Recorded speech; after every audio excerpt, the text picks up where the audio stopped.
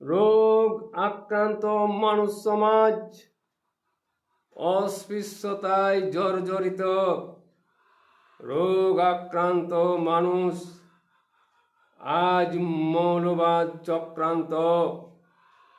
চক্রাকারে মানুষ শোষণ, কান ফুকের চক্রদান। দাতা রূপে বসে আছে জ্ঞান দানে সর্বদাই। পেটের দায়ে পেট পুষায়,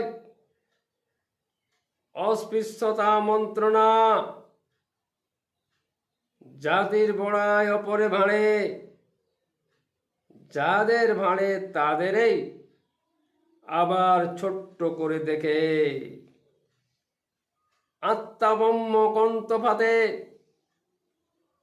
তারা নিজের উঁচু অপর নিচু। আত্মাবম্য কোন অংশে আছে তাদের বেশি? উঁচু নিচু ব্রহ্মের কোন অংশে খাটো?